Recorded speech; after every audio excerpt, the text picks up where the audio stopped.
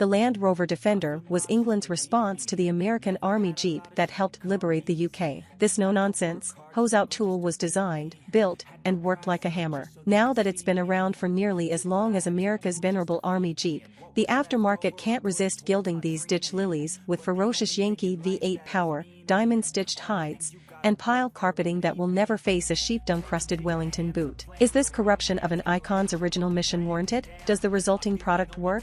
We mounted our test gear to find out. As we explained in our recent first drive of its soft-top 90, Osprey Custom Cars of Wilmington, North Carolina, carries out extensive frame-off restorations built on a completely new, better reinforced, stamped steel frame, not box welded. The frame is also made of thicker gauge steel and is hot dip galvanized for the ultimate in corrosion protection, inside and out. This shiny frame remains clearly visible and serves as an easy way to distinguish Osprey Land Rovers from those overhauled by other companies like Twisted Automotive and East Coast Defenders, which typically paint or powder coat their frames black. Osprey offers fewer build options, which simplifies the ordering process and keeps prices down. As founder Aaron Richardette says, "I don't want to $500 folks to death," so he offers a choice of body. The mix is about 70% two-door 90s and 30% four-door 110s, with about half being soft tops, color, wheels, and a raised or lowered suspension, typically at no extra charge unless someone demands something peculiar. Our test vehicle's fully diamond-quilted leather interior,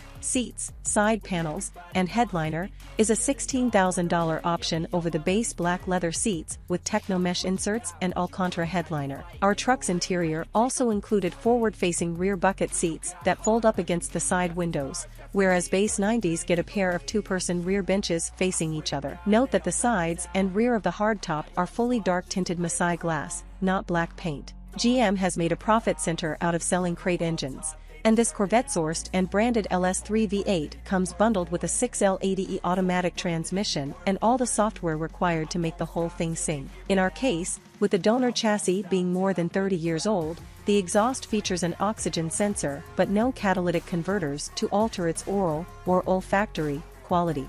It's also programmed for harsh full-throttle shifts that utterly do away with any shred of British Reserve. GM Performance rates the LS3 at 430 horsepower and 425 lb-ft, but Osprey claims its tuning and freer-flowing Borla exhaust deliver 435 plus HP and 445 plus lb-ft. Keeping everything cool is a Griffin aluminum radiator, and almost all fluids flow through braided stainless lines. To accommodate this engine, the hood is bulged and the bulkhead is replaced with a more modern design that provides more powertrain clearance and accepts the latest dash. We managed to coax a 5.5-second 0 to 60 run out of this 4,346-pound Defender 90 en route to a 14.5-second, 95.9 mph quarter-mile run in between fault code fits, which we'll get to. That compares with 7.4, 16.3, and 81.0 for a recent test of a fully emissions-compliant soft-top model weighing 4,303 pounds. Defender 90 hardtops powered by the 3.5-liter 182 HP/233 lb-ft Buick-designed aluminum V8 and 4-speed automatic tended to need a couple more seconds,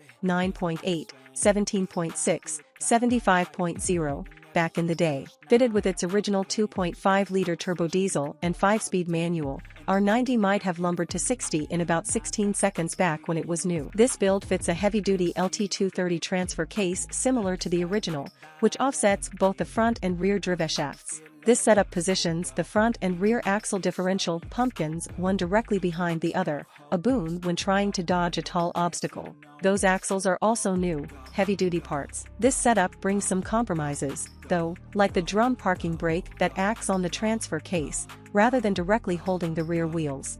There are also limits to the power and torque the setup can handle, so Richardette says his team is working on a new, more conventional, and stronger drivetrain setup better suited to some of the higher power LT1-based GM crate engines Osprey is readying for sale. This chassis uses the slightly lower ride height, which negates the need for double cardan driveshafts and simplifies the radius arm designs. They are nevertheless all new. Of course, the radius arms that locate the front axle limit the steering angle. These big 265/70 R18 Cooper Discoverer at 3 tires can swing, which results in a giant 40+ foot turning circle, bigger than a Mercedes GLS class and well up from the 36-ish feet skinny tired Land Rover 90s of your managed. Would it go off-road? Probably. The Defender 90 was an awesome off-roader in its original guise. All the hardware is still there, and no spring or damper settings have been cranked up excessively to compromise articulation. But who's likely to subject their $179,950 automotive bauble to trail rash?